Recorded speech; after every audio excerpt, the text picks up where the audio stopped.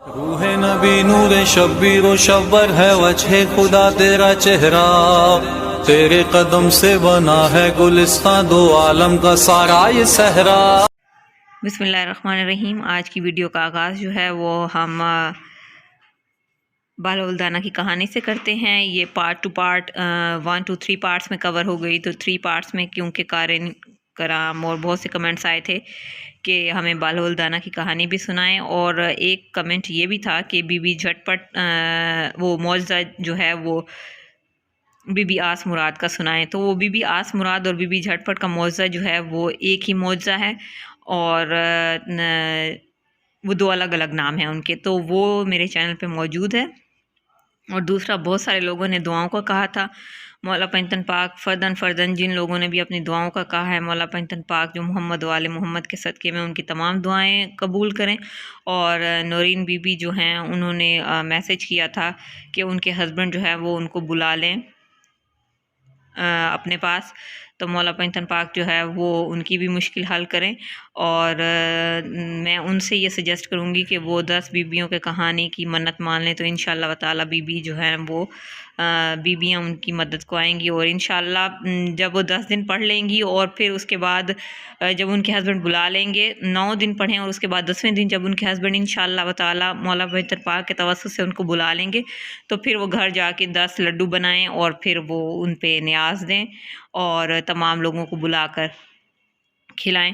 اور انشاءاللہ یہ تمام باتوں کے ساتھ ساتھ میں نے یہ کہا تھا کہ بہت سارے لوگوں کے کمنٹس میں دعائیں تھیں، تو ان تمام لوگوں کی جو حاجات ہیں مولا پنجتن پاک جو ہے وہ اپنے صدقے میں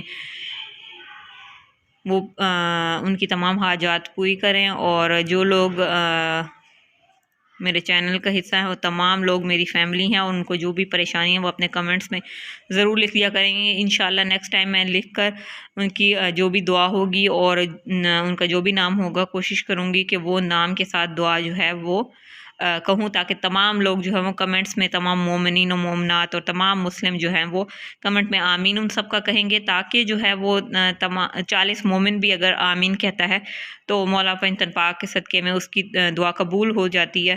اور کسی کی دعا قبول ہو جائے گی تو اس سے یہ ہوگا کہ مولا پنجتن پاک آپ کی پریشانیاں دور کریں گے۔ تو اپنی ویڈیو کا آغاز کرتے ہیں۔ کافی سارا لمبا جو ہے وہ آج ڈیٹیل تھی، تو میں نے کہا کہ ضرور آپ لوگوں کے ساتھ شیئر کروں۔ اس کے بعد پھر اب اپنی جو ہے وہ ویڈیو کا آغاز کرتے ہیں۔ بالولدانہ کی کہانی آج شروع کرتے ہیں، اور انشاءاللہ دیکھیں یہ کتنے پارٹس میں جاتی ہے۔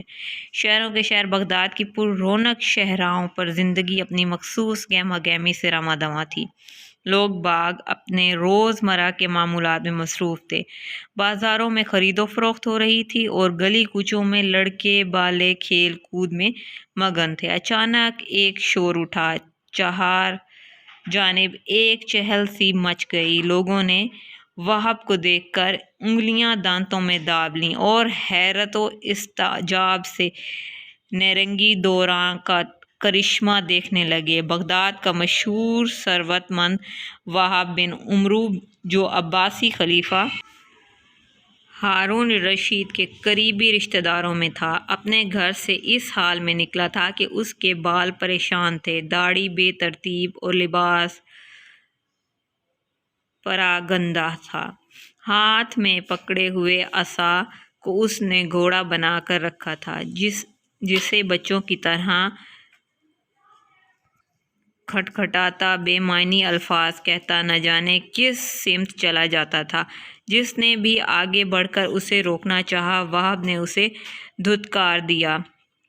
دور ہو جاؤ، ہٹو، مجھے راستہ دو، نہیں تو میرا گھوڑا لات مار دے گا۔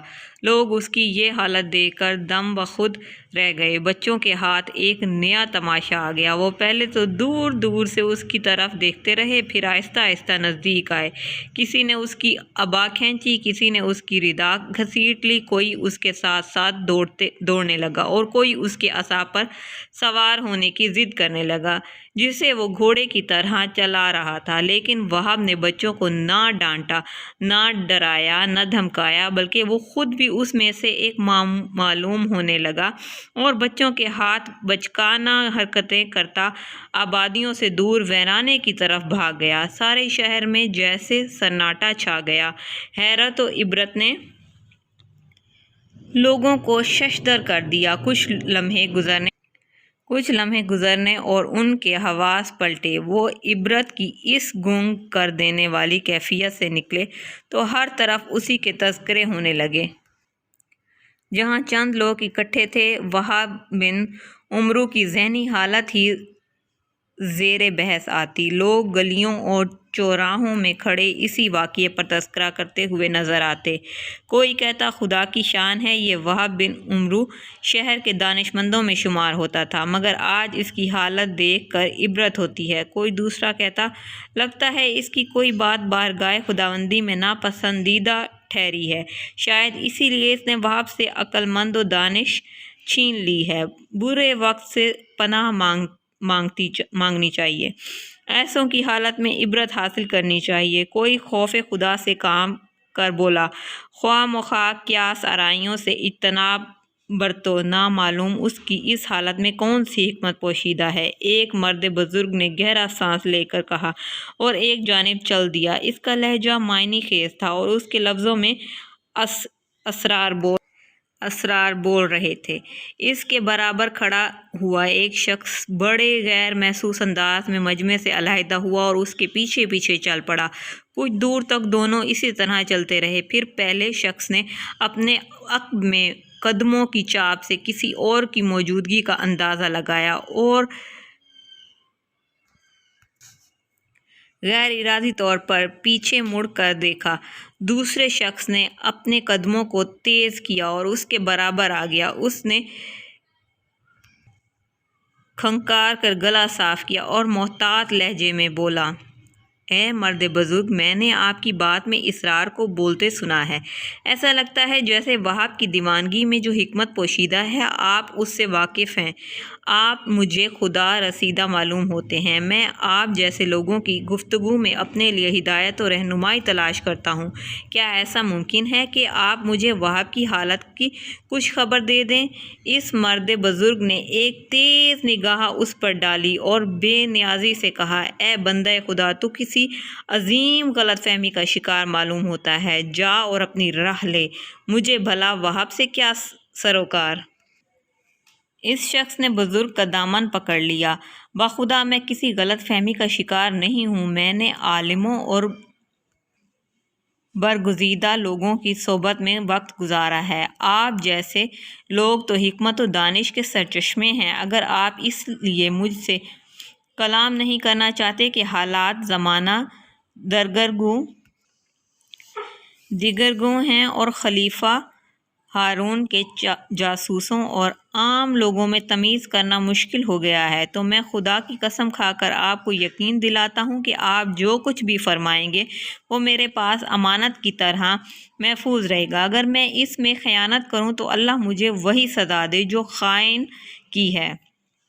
اس مرد بزرگ نے اس کی طرف گھور کر دیکھا اور بیزاری سے کہنے لگا، اے شخص، تو کس قدر باتونی اور گفتگو کا شائق ہے۔ میں نے تجھ سے کہہ جو دیا ہے کہ میں اس بارے میں کچھ نہیں جانتا۔ وہ اتنا کہہ کر آگے بڑھ گیا، مگر اس شخص نے پیچھا نہیں چھوڑا اور اس کے ساتھ ساتھ چلتا ہوا بولا، میں خدا کی قسم کھا کر کہتا ہوں کہ میرا ہارون رشید اور اس کے حواریوں سے کوئی تعلق نہیں۔ میں جانتا ہوں کہ آپ اس 3 اشخاص میں سے ایک ہیں جنہوں نے امام موسیٰ بن جعفر، میرے ماں باپ ان پر فدا ہوں، سے قید خانے میں رابطہ کیا تھا، اور وہاب بھی اس وقت آپ کے ساتھ تھا۔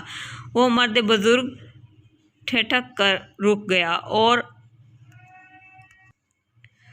خشمگین لہجے میں بولا، اگر تو اتنا کچھ جانتا ہے تو پھر میرے پیچھے کیوں پڑا ہے؟ تجھے میرے بیان کی کیا حاجت ہے؟ میں اہل بیت کا دوست دار ہوں، میں اس کٹھن وقت کی سختیوں سے واقف ہوں جو آل محمد نے بے خواہوں کو درپیش ہیں۔ امام وقت موسیٰ بن جعفر مسلسل قید میں ہیں۔ زندان کے درباروں کی ان پر سختیاں دیکھ کر دل خون کے آنسو روتا ہے، مگر افسوس کہ ہم بے بس ہیں اور شاید بزدل بھی۔ یقیناً خدا کے یہاں ہم اس کے لیے خوابدہ ہوں گے۔ اس سے رابطے کا کوئی ذریعہ بھی نہیں ہے۔ مجھے معلوم ہوا تھا کہ آپ نے کس طرح اس سے رابطہ کیا ہے، تو میں نے سوچا آپ سے ہدایت اور بصیرت حاصل کروں۔ وہ مرد بزرگ گوں مگوں کی اسی کیفیت میں کچھ سوچتا رہا، پھر ادھر ادھر دیکھ کر بولا، اگر تم سچ کہہ رہے ہو تو اسے ثابت کرو۔ بصر و چشم آپ میرے ہمراہ تشریف لے چلیں، میری زوجہ مدینے کی ہے اور آل محمد کی آزاد کردہ کنیز ہے، ہمارے دولت مودت اہل بیت ہے، آپ جیسی چاہیں مجھ سے قسم لے لیں، جیسا چاہیں اطمینان کر لیں۔ اس نے پوری سچائی سے کہا۔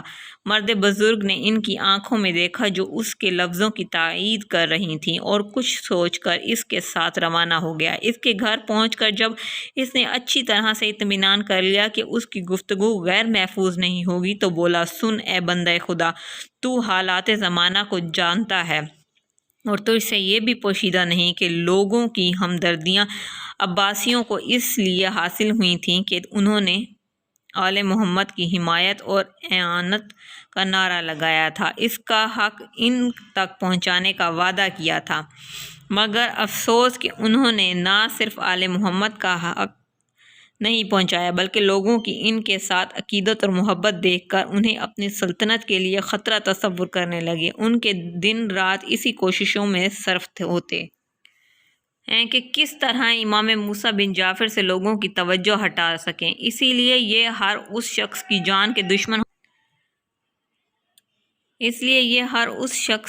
کے دشمن ہو جاتے ہیں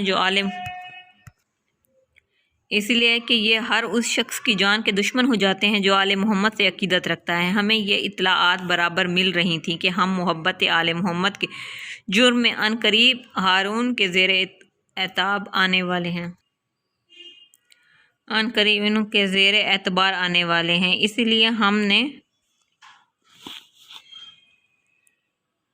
وہاں مشورہ کیا لیکن کچھ سمجھ میں نہیں آیا۔ بالآخر یہی فیصلہ کیا کہ امام موسیٰ کاظم سے رہنمائی حاصل کی جائے۔ ان کی قید کے احوال سے تو ہم واقف ہو کر ان کے دربان چن چن کر شکیل قلب اور دشمن اہل بیت رکھے جاتے ہیں، ان سے ملنے پر سخت پابندی ہے، لیکن کسی نہ کسی طرح ہم نے اپنا مسئلہ ان کی خدمت میں پہنچا ہی دیا۔ اگلے روز صبح صادق کے وقت زندان سے مٹی کی ایک ٹھیکری گری۔ ہم پہلے ہی اس طاق میں تھے، ہم نے بڑی رازداری سے وہ ٹھیکری اٹھائی۔ میں قربان جاؤں اپنے امام پر، اس کا لہجہ گلوگیر ہو گیا اور وہ رک کر آنسو پوچھنے لگا۔ دوسرے شخص کی آنکھوں سے بھی آنسو گرنے لگے۔ اس مرد بزرگ نے سرد آہ بھری، امام پر قید خانے میں اس قدر سختی ہے کہ انہوں نے مٹی کی اس ٹھیکری پر حروف تہجی میں سے صرف ایک حرف لکھا تھا، وہ کیا تھا؟ اس شخص نے بے تاب ہو کر سوال کیا۔ اس ٹھیکری پر حرف جیم لکھا ہوا تھا۔ فرزند رسول کے عطا کردہ اس ایک حرف نے ہم پر حکمت کے دروازے کھول دیے۔ ہمیں اپنی مشکل کا حل از خود مل گیا جو ہمارے حالات کے ساتھ میل کھاتا